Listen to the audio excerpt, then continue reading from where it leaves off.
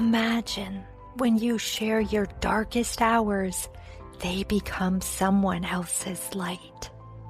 I'm Jennifer Lee, a global community storyteller, host, author, and survivor, guiding you through genuine, unfiltered conversations. Together, we break the silence, shatter stigma, and amplify voices that need to be heard. Each episode stands as a testament to survival, healing, and reclaiming your power. Listen to I Need Blue on Apple Podcasts, Spotify, YouTube, or your favorite platform. Learn more at www.ineedblue.net. Trigger warning: I Need Blue shares real-life stories of trauma, violence, and abuse meant to empower and support. Please take care of yourself and ask for help if needed. Now let's begin today's story. How many of you have people in your circle whom you jump at a chance to spend time with? These friends leave you feeling optimistic and excited about life, its adventures and obstacles, making you realize you are not alone. As the bond tightens, the connection is slowly revealed. I don't believe in coincidences, and when I met Sha Sparks, I knew I needed to get to know her. We met at a coffee shop, each of us with two-toned hair, our need to be creative already visible. We shared some experiences and how they influenced us to become podcast hosts and authors. Like many, Sha has experienced many adverse life events, and during coffee, she shared her experience of surviving domestic violence. She is prepared to share with us today. Remember, there is always something more significant than the details of our story.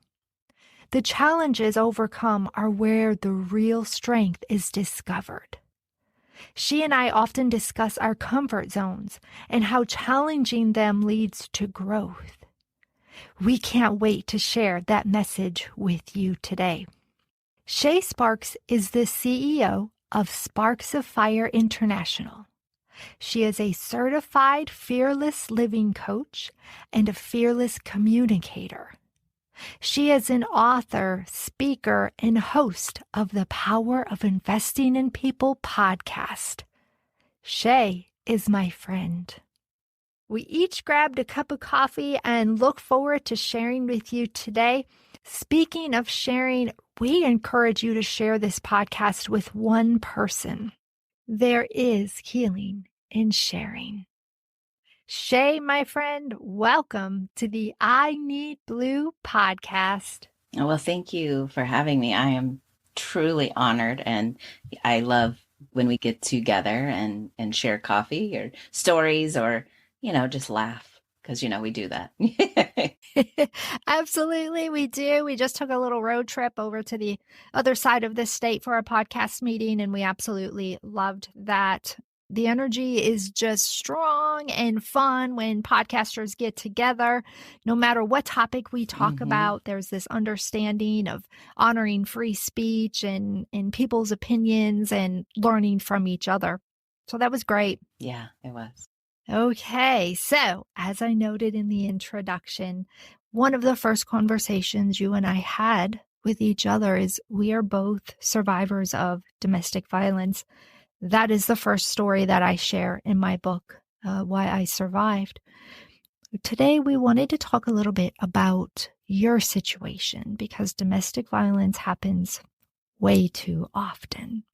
Absolutely, it does. So I was in an abusive relationship for 12 years, and it was mental, emotional, physical, and financial abuse. And the word that I use to describe it is toxic manipulation until the buzzword of narcissism and gaslighting was around. Now I really understand that that's what I was dealing with, was more of the gaslighting and the narcissist. So everything that I went through, it was for a reason.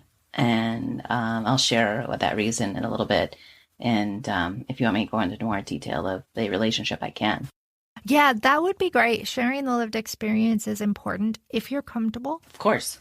Because I find that when people kind of hear examples of the behaviors of things that were said, then it makes them stop and realize, oh, wait a second, maybe that was me. Maybe that's my sister. So yes, please.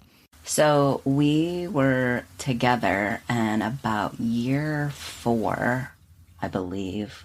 It's so hard to tell because it was so long ago. We were living together, and I get a message on the answering machine, because that's how long ago it was. We had answering machines. And the message was from a woman saying that she was married to my boyfriend and had 2 children with him. And I was blown away. I was like, what? And then she said, and if you don't believe me, you can ask his sister. And the gut-wrenching feel that you feel when you hear disturbing news like that, and the betrayal, is undescribable. But it is as if someone had kicked me in the stomach and I lost all of my air to breathe. In that moment, I had no idea really how to process that or even to ask, because I know that I learned at this point that I had to be careful of the things that I said to him. I was walking on eggshells, again, is a term I know now, because something might set him off and make him, get in my face and scream and yell at me, or push me and try to choke me and that type of things. Because that's what had happened in the past. Right. That's what happened in the previous years. And that's how it started. One of the things I've learned from this situation, I'll say, is that it never starts out like the movies. Like, you watch the movie and the person might punch them and then they're blacked out and they got bruises all over it. That is not how my relationship happens, nor is it how most relationships happen. Most relationships happen is they test you on how they can manipulate you and connive you and things like that. So the first thing he started to do was really lie to me, obviously, because now I find out about the wife and the children. So lying was a huge thing. And they start out with little lies, like in the beginning, he started out lying about his age, started about lying about where he worked, started about lying about his car. He had borrowed his sister's car every time that we went out, and he had told me it was his car. Again, it's like, why would you lie about that? And it's not about that that's the big deal. It's that what he's doing is testing you to see what else he can get away with. Right. So before all of the lying, when you realized that all of the lies were there, did you have traditionally that honeymoon stage that some relationships have? I think so. We had opposite schedules. So I worked during the day and he worked overnight. And so Wednesday evening and Saturday evening were his days off, evenings off. So we did what we did. We partied. So we would go out on Wednesday nights. There was always normally a ladies' night or something going on at a bar or a club somewhere. So we would always go out and go dancing and have a great time. And then the same thing with the Saturday nights. And this went on for probably 6 months, I would say. And then I got the feeling, oh no, I called one Saturday night to his place where he was staying, to his house. And this, again, was back in beeper days. And I had paged him and he didn't call me back. So I called him, his house, and he answers the phone and it sounds like there's a party going on. And he didn't tell me. Now, we're together for 6 months. You would think that, you would be invited, right? And there's someone in the background that says, "Is that your girlfriend?" And I immediately was like, poof, like every jealousy thing and red flag went off inside of me. And I was like, oh no, we're not doing this. And I went over there to catch him, quote unquote, and he wasn't there. No one was there. It was completely silent. And I went, okay, I know I didn't make that up. I know that just happened. And I, at the time, had also sold him a car that he promised he was going to pay me. And it had been at least 2 weeks at this point that he was going to get paid and pay me, and he hadn't paid me. I was like, okay, so what can I do about this? And I still had the title because he was paying me. He had the keys, but I called a locksmith and had keys made, and I took the car back. And I ended up selling it to someone else. Now, I literally thought in that moment, something's not right. I need to do something, and I need to exit quickly. And so a friend of mine, I was talking to her about it, and she's like, you can come live with me. And so I literally packed up my little apartment in one day and moved to her house. And then I think it was like a day or two later, I took the car. That was my red flag that I should have stayed with and should have listened to that. And instead, 6 months go by and I don't hear from him. I don't see him. Literally everything that he knew of me was gone. I even had changed jobs. And looking back, I'm really think, okay, had I just instinctively knew that I needed to do all that? Probably, because it wasn't a plan. It just literally just all kind of fell into place. And so then a friend of mine called me, and then we saw each other. We saw each other like every weekend. And she's like, you're never going to believe who I ran into. And I'm like, who? And she told me. She said his name, and my heart dropped. And she's like, he asked about you. He misses you so much. He was tearing up when he was asking me about you and all of this. And I was like, really? And I shouldn't have listened, but my gut told me don't listen, but my heart took over and was like, he asked about me? Oh my gosh, he said he missed me? He teared up, really? Like, I can't believe he teared up. Maybe he's changed, was what I kept thinking. Maybe he's changed. And she's like, yeah, he gave me his number to give to you, so you might want to call him.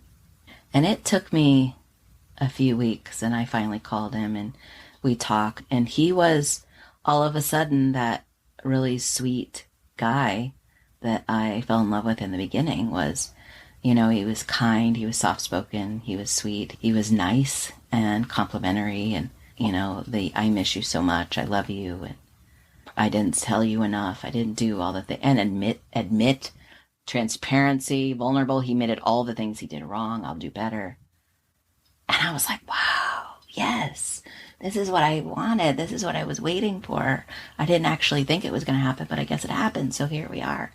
And so then we started seeing each other again and taking it slow. And about a couple of months in, it might not have been a couple of months, it might have been a month, he's like, I have something to tell you. And I was like, okay. And what? And he's like, well, while you were gone, I met someone else and she's pregnant with my baby. And I know that you're going to be the best stepmom ever. So I just want to let you know that this is happening. Like, this is on the way. And finally, you and I are going to be a family. And even if it's part-time, we'll have the kid part-time and we'll be a family. And I was like, again, kind of felt like I was kicked in the gut. And yet I went, well, I've always said I probably couldn't have children, so why not be a stepmom? I mean, that idea kind of resonates with me. Okay, I could do that part-time. Okay, so I thought I was a pretty independent person, so I don't know about children. I hadn't had children before. And so I was like, well, I could do that. And then several months go by and we're just doing the same thing we had done before, going out on the weekends and partying and all of that and having a great time. And then the baby is born, and he calls me from the hospital and said, the baby is here, can't you come see him? So I go to the hospital and I see the baby and see him in the nursery area. And part of me was kind of hoping it wouldn't look like him. Not that you can really tell by a baby, a whole lot. Sometimes you can, sometimes you can't. But I was like thinking it might not be his. And I just had this like really icky feeling. And again, I didn't listen to it. Icky feeling like here I am at a hospital that I'm not allowed, quote unquote, to go see him and her. But I'm looking at this baby. And so then I leave, and a few days later, we were talking about it, and he's like, oh my God, I can't wait for you to meet the baby. We should maybe move in together. And so we started looking for apartments, and then that a few months after the baby was born, we moved in together for the first time. Yeah. And how long had you been together at this point, total, from when you first met? Well, so we were together for 6 months and we had broken up for 6 months. And by this time, we were probably back together about probably 6 months. And we started looking, and then we found a place and we moved in September. So about 9 months, because it was from January to September. So we moved in and everything was great. And then one day, I don't even know what happened. All of a sudden, he pushed me. And I thought, why is he pushing me? And I have two older brothers, and so I was always taught that if someone pushes you, you push back. And so I pushed back. And he was not very tall and on the thinner side. And so to look at him, you think he doesn't have any strength.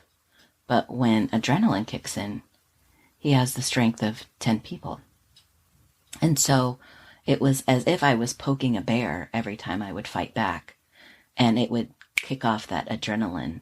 And all of a sudden, this strength out of nowhere came. So then I pushed him back, and then that got him even madder. And he came back and pushed me down in a recliner. We flipped the recliner over on its back, and he's on top of me, and he's trying to choke me. And I'm thinking to myself, like, what did I do? What happened? What's going on here? But it was more about, what did I do? What did I say? What did I not do? And of course, part of it is he's yelling and screaming at me that it's my fault. That if I had whatever, again, it's been so long ago, I don't remember words exactly, but it was just so foreign to me. And yet I had this unbelievable guilt that was going on. And so this went on a regular basis. The police were called. Our landlord was actually a detective for the police department. And he sweet-talked the landlord into saying, the guy below, there's no insulation here. He'd heard us walking around. And he basically, got out of it. He said, I don't know why. He called the police. And he threatened me, of course, if you talk to him and tell him what really happened, he said, I'm going to kill you. And I'm going to come to your job and I'm going to kill them. And, I'm going to get your family and all the things. And I was like, you're threatening me? And then it became so often that I started to believe him. That he could really do it. Could really come kill me. Could really come kill my family and things like that. So jump ahead now. Here we're year 4. And I get this phone call. I don't even know what I'm going to do. What am I going to do? And so I knew I had to carefully plan. Because if he was going to kill me, then I didn't want him to find me. So I decided to move in with my dad. I talked to my dad, and he lived about an hour away. I didn't tell my dad what happened. I just told him I needed to move out. But I didn't change jobs, which I probably should have, but I didn't.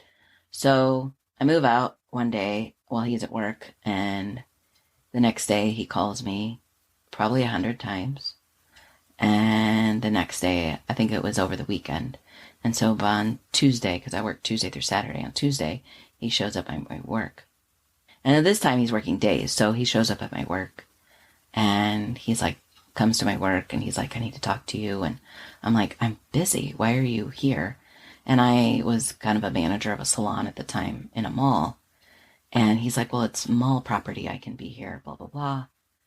And I had never placed a restraining order or anything like that. But I was like, don't come to my place of business. He's like, well, technically, this is the mall. I can come shopping if I want. And I just want to see you. Like, how could you leave like that? And I'm so sorry. And here we go again. I'm so sorry.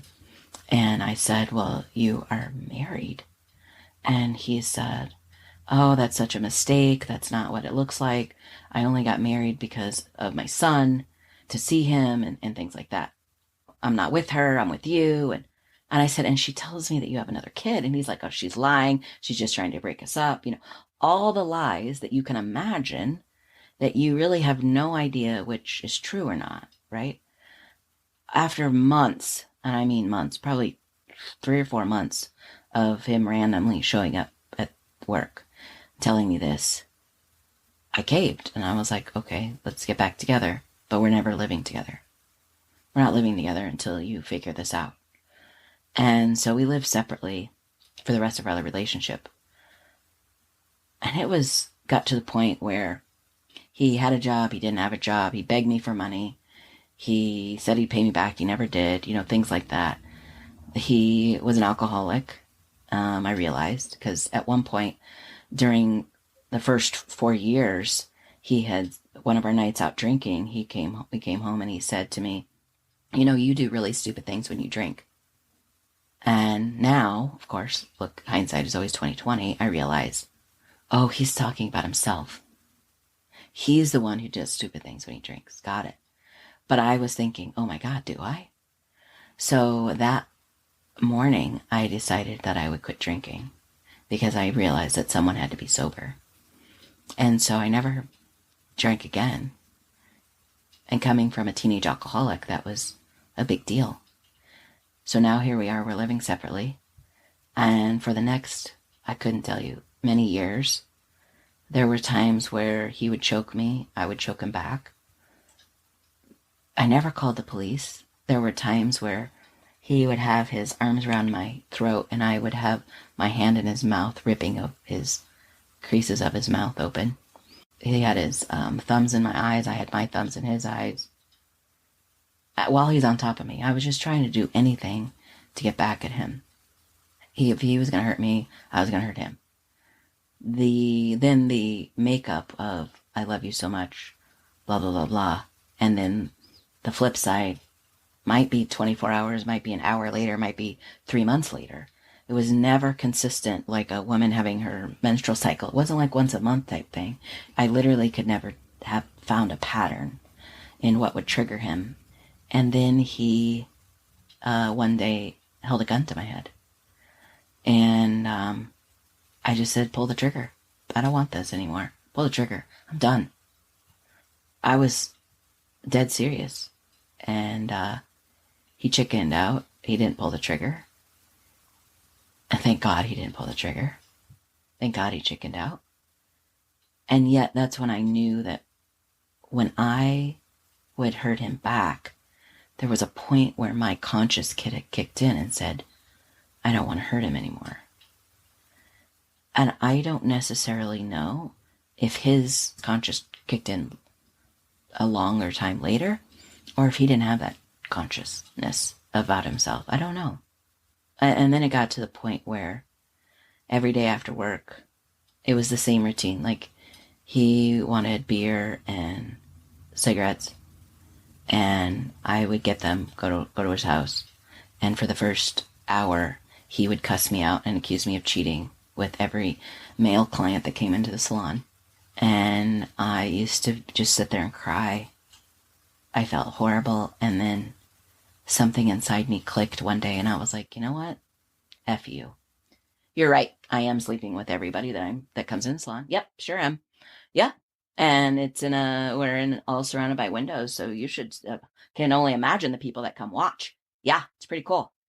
Just things like that where I was done, like emotionally dead inside, numb. I thought, I'm just waiting for him to kill me at this point. Then his aunt and uncle came for a visit. And so right before his aunt and uncle tell me this, I was at home. I was on the couch and I'm on the phone with him. I'm like, you know what? I'm done. I can't do this anymore. You're killing me, literally. I can't do this anymore. And he starts crying, and I hear this voice as if there's another person sitting next to me on the couch saying, in my right ear saying, not now, not now. And at the time, I really thought it was my fear. Like my fear is telling me to not do it because, it's been a long time since I've been alone. And we're in the car and he's getting gas. They are telling me how his mom took him aside from his other siblings and abused him. Not his twin brother and not his older brother and sister, but just him. And the things that they told me, that I was like, you're kidding me. And they're like, oh no, it's awful. And I go, well, she's not very nice to him now, but I didn't know why. I just thought because he does lie. So I thought, well, maybe she's just got tired of his lying all these years. And then after they left, he started to tell me at night what his mom would do to him. She would beat him with anything that wasn't nailed down. She would lock him in his room, and then I'll feed the other kids, and then he was able to come down and eat whatever was left over on their plate, while she was cleaning up the kitchen and telling him how much she hated him, how much she wished she'd never been born. He was so ugly and things like that. And I thought, wow, you say the same things to me. Huh. And right after this, his older brother died. And then he became so distraught with grief that he was suicidal, telling me he's going to commit suicide and I'm the only thing that's keeping him alive and blah, blah, blah. So this went on then for a couple of years. But then when he became suicidal, I thought it was my quote unquote duty, my responsibility to make sure that he lived, to make sure that he survived. And he was on his best behavior for probably 9 months. At this time, I think they were still married, but they weren't living together. They weren't together. I was with him every day. Literally with him every day. I spent the night all the time because, again, he's on suicidal watch. I'm trying to make sure that he doesn't do anything stupid, all the things, right? And he was so sweet and so kind for those 9 months. And then a switch flipped. And he pushed me onto the ground. He worked in a factory at this point, and has his steel toe boots on, and he's stomping on my legs. And I have had bruises of his shoe print on my thighs. And I am reaching up. He had his table set as if it was on display. And I would reach up and grab the dishes off the table, and I was throwing at him and hitting him over the head with it to get him to stop. That was the last time that he physically touched me. And then it was about another year later, I think. It's such a blur now, but another year later, I got to the point where I'm like, I'm not coming back. I'll see you after work, but I'm not coming back. I'm done. Again, just waiting for him to kill me. And then he was in a car accident. And he was on his way to my house at 4 a.m. I believe he had been out drinking. He may have cheated on me again, or whatever had happened. And this was the day he was going to try to kill me. And God stopped him. He had hit the tree in the yard of the church that I've been going to. And he had done it in a way with the police report. It's like, it looks unfathomable that he actually did this, but he slid sideways, backwards over a curb in probably 20 feet into a tree where the driver's side was, wrapped his car around the tree. And he had to be cut out with jaws of life. He was in ICU, had a brain injury. And that's where I found him about 13 hours later. And I had to track him down. His mom was trying to get me to file a missing persons report. And then when we got to the hospital, his mom and his sister were trying to get me to take responsibility. And yet they were calling me an enabler because here I was giving him all this money and enabling him and making sure he wasn't going to commit suicide and paying just child support, like all these things. And I just remember thinking, how did I get here? How did this happen? And here I was thinking I was being the person that God wanted me to be and doing things that he wanted me to do. And yet I just had destroyed my own life so bad, my own self-worth so bad, that I literally was just waiting for him to kill me, and I didn't even know what was next. So then, as I'm driving home from the hospital, I am on the street. I lived on the same street as my church where he had the accident. It hit me just like a snap that, oh, got it. Not now means I have to hand him back to his family. Got it, because they don't know the truth, because he's a compulsive liar, and I don't even know what the truth is. I only know certain things. So, got it. That's what not now means. And so that's what ended up happening. So he went from ICU to a long-term care facility to a nursing home. And over the course of several months, I started Christian counseling immediately. I will say this. I never called the police, even though I probably could have and should have many, many, many, many, many times. I didn't because I fought back and thought I could go to jail. That he has marks on him too. Rather than thinking if I went to jail, I'd be safe, I thought, well, if he goes to jail, he's going to get out and come kill me. He's going to track me down and find me. Because at this point now, I had a business, had a salon, and I wasn't about to give that up or move. Just because in my mind, some guy is coming after me to kill me, so I wasn't going to change that. So I think I was protecting him, because that's what often victims do, is protect the abusers. And at the same time, I felt like I was protecting myself, because I thought, well, I don't want to have to change this. I want to have to change my life, because he's the screw up, right? He's the abuser. He's the one that hurts me. I don't want to change who I am. So I never called the police. However, I didn't even say the word abuse until I went to Christian counseling during that first week.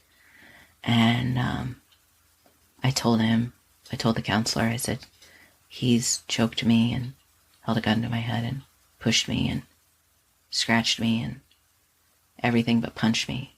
And he said, he abused you. I said, abuse? He said, yeah, you were abused. And I said, I was abused. And for me to say that out loud was like a foreign language to me.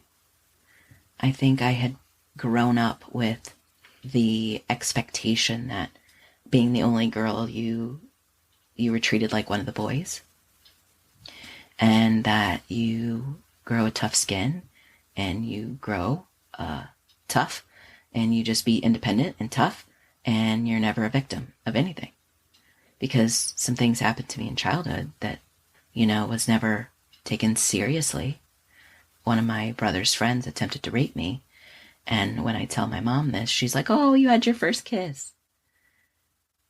And so I realized that a victim doesn't really get their voice heard.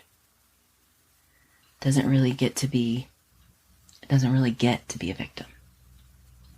So as I was saying, sitting in the counselor's office saying, I was abused, it was so bizarre to me. And then right after that, I met my best friend for lunch. And I'll never forget, we were sitting in a restaurant and in a corner. And I asked, please put me in a corner far away from everyone, because I was so raw and still crying. And I said to her, I was abused. And I whispered it, because I couldn't even say it out loud. And she said, you were abused? And you never told me. I said, I never told anyone. Until now. And that in itself became the multitude of healings. But just by being able to get my voice back, was taking my power back. And really being able to say, I don't deserve this. I was abused. I was a victim. And I'm going to use this to help others. That's an amazing story. And as you tell it, I can hear the raw, honest vulnerability in your voice. And over, when you're in a relationship, you question yourself, like, what am I doing? What am I doing? It's like we know that something isn't right, but they know how to manipulate us. And as you say, toxic manipulation, and bring us back in. Now, when you had gotten the call from his wife, and, she said, I'm his wife, you can ask his sister. Had you met the sister? Had you met relatives? I met everyone. I had met every one of his family members, his aunt and uncle, his siblings, cousins, and he had a dad's side of the family and a mom's side of the family. And at this point, I even met the dad's side of the family. And they were just two separate, totally, different types of people. Like his mom's side was inner city, scarcity mindset, where his dad's side of the family was suburbs and more like abundant mindset. And they all had college degrees, where the mom's side did not. I knew secrets kind of on both sides, but I didn't really grasp the magnitude until, again, after you're out of it and can really see it. What I realized is that his mom also, I call it a double life. So he had a double life. And at some point before his accident, I can't remember when, but at some point he did get divorced. It was finalized. He did have divorce. He did have shared custody of his kids. And yet I still never met them. But looking at his family, his mom had a boyfriend who was married. So she had a double life. And then his dad had cheated on his wife with his mom and kept him and his twin brother a secret from this man's wife the entire lifetime. And he had a double life. So I don't know if it's genetically or if you want to say it was a generational curse, but definitely he had all of this trauma stacked against him. Right. And we're certainly not justifying his behavior. No. But when you have childhood trauma that is undiagnosed, untreated, or you choose not to deal with it and get help and heal, the cycles tend to continue. Many people, they use the word, I wanted to break the cycle. When they grow up in an alcoholic home or whatever it is, when they get to a point where they recognize this is toxic, I don't want to be this way, I'm going to change. But for him, that did not happen. No, his mom was an alcoholic too, and he became an alcoholic, and he never once, it wasn't until, I think that was 9 years even in to the relationship when he started to tell me about the abuse from his mom. Like, I didn't know any of that. It was because his aunt and uncle were honest and they were there. So then I started counseling. I started to go through my healing, peeling away the layers of the onion that I am.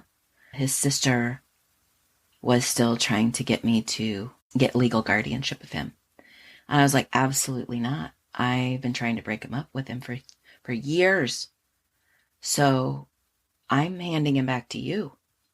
Like, I'm breaking up with you so you can let him know if and when he ever comes out of this. And, I made a plan with my counselor, like how I want to quote unquote wean myself off of seeing him, because I had this tremendous amount of guilt, which I know now is survival's guilt. But I had this tremendous amount of grief and guilt and worry and concern still for him, even though he had done all those things to me, because now he's incapacitated in a coma and his eyes were the only thing that were quote unquote alive. And I learned through this healing journey that when this happens, so hopefully your audience will hear this loud and clear.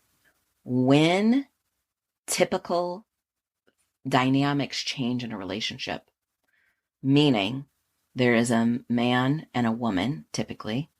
So I'm only speaking to that because I only know that, so I don't know about same sex. So bear with me if that's your case. So if a man is not the provider as a stereotypical way, and the woman becomes the provider financially, and then the man becomes the aggressor, manipulator, but then has this side that is extremely vulnerable, then the woman no longer becomes the quote unquote wife in the relationship or girlfriend, the partner. She becomes the mother. And so then the partner becomes child So the fear that I realized I had during that healing portion of why I needed to wean off of going to see him, is because I had a fear of abandonment myself. And I thought, oh my God, I'm going to abandon him. And that's what happens when you have these stereotypical roles flipped. And so because I became then the parent and he was the child, even though I didn't have children, I knew that I could never abandon a child. And my heart and my brain were literally feeling like that he was my child. And so it took lots of support, lots of conscious conversations with that support, and really figuring out what it was I was feeling, which I had never talked about or was vulnerable with ever in my life until that moment. But really being able to dig through that and say, I'm a fear of abandonment. So I want to make sure no one else feels abandoned. And that's why I had stayed and walked and did all the things that I did. And the same with his children. I didn't want them to feel abandoned as well. So about 3 months in, they moved him from a long-term care facility to a nursing home. And I had been going less and less and less. And once he moved, I said, no, that's it. I'm not going anymore. And his sister begged me. She called me and begged me to go. Please, please, please go. I said, why? She said, I just feel like you need to see him. She told me, and by the way, he's only communicating by blinking his eyes. And so I go and I get there and he's laying in his hospital bed in the nursing home in a very small room, so small that he had a twin bed and he was sharing it with a twin bed, but they weren't side by side. They were perpendicular.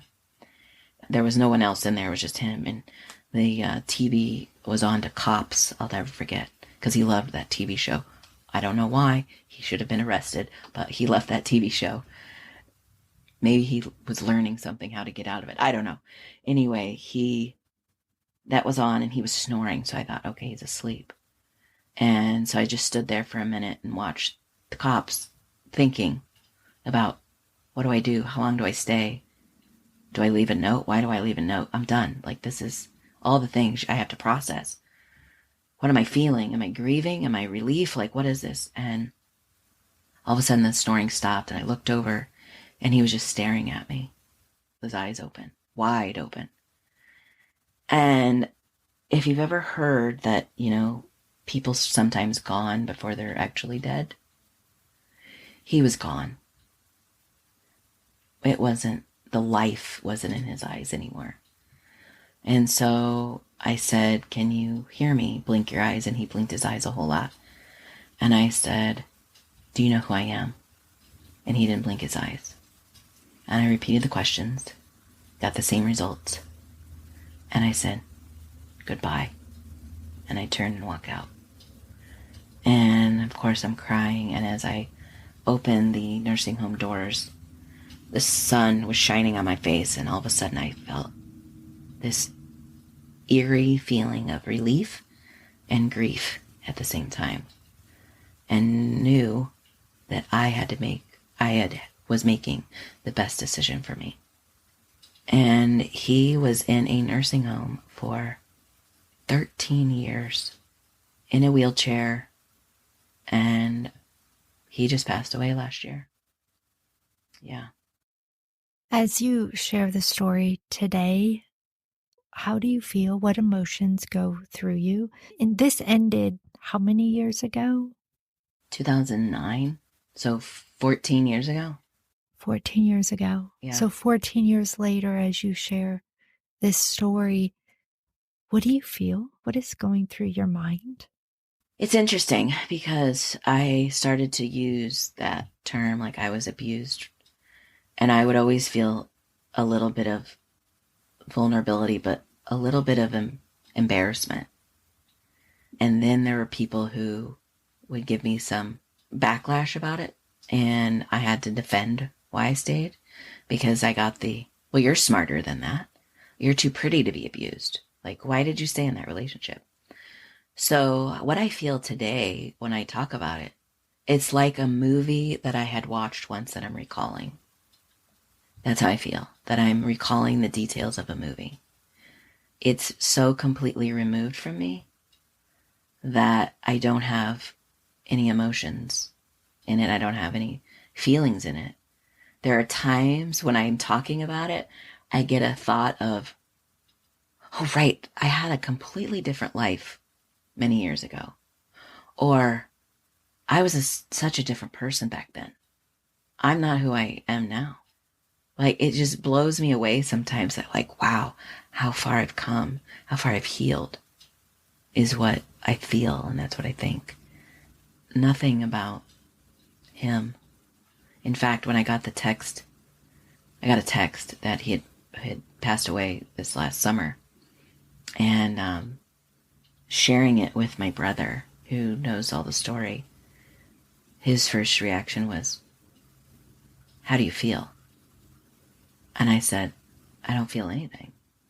I didn't have a reaction in my body at all. I'm very self-aware now, very self-attuned, and there was not even a deep breath when I read that. And I was like, wow, it is literally a movie that I once watched, and I have the privilege of honoring who I was back then and being able to honor all the healing that I've done now. That's not a word I hear often, honor. Can you describe what honor means to you? Yeah, and I'll share this even more about honor, because there's more to that about the honor of my healing. So honor is about really loving yourself so much that it becomes your duty to heal. So just like it was my duty to take care of him when he was suicidal, it is now my duty to make sure that I peel away all those layers. It's hard and icky and horrible and tearful they are to look at. It is important. It is imperative. It is life-giving that I heal. And the reason is when you honor yourself, you automatically give permission to the people around you to honor themselves. And I will tell you, and I am a person that always tries to find the happy ending in things. And even though his life was unfortunate, I forgave him long ago. And that's why I'm able to talk about his past, because hurt people because they're hurting. And I, on the opposite side of that, empower people because they're become empowered through healing.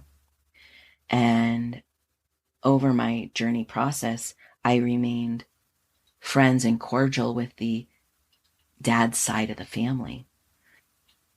They would periodically, I would see them. I would travel and I would go see them if I was in their city. And I said, his brother asked me how he was doing. And I said, honestly, I cut all ties after his accident. I said, but I've been thinking about connecting you to his ex-wife, and maybe then that way you can be informed, because I am not informed. And he says, what? He was married? And I said, yeah, he wasn't very logical or rational. And he was married the whole time we were together, or most of the time we were together. And he said, huh, runs in the family. And then a couple of months later, I reach out to his ex-wife on Facebook. I meet with her, meet his daughter for the first time, who's now 20. I answered any question that she had and explained to them the trauma and everything. And she explained to me that I was the other woman, and I explained to her that I thought she was the other woman. And I said, because I was with him every day, I knew everyone. I said, unfortunately, no one ever told me about you guys, which tells me a lot about his family too, right? His dad's side of the family didn't know, as you just heard, but his mom's side did. I said, I'm here because I really want to connect you with the dad's side of the family. And she was like, you know, the dad side of the family? And I'm like, yes, because we were in a relationship. So I was able to connect the daughter to the dad side of the family. They got to meet. And then a year later, she introduced the twin brother to the dad side of the family, which is his half brother. And they met for the first time in 54 years. And I am in awe of how I'm a very spiritual person. So how God worked through me to heal so that when he said to me, not now, not now, many, many years ago, I was able to hand him back to his family and heal his family. And they were able to meet. That's pretty amazing. Yeah. And that to me is what honoring my feelings meant.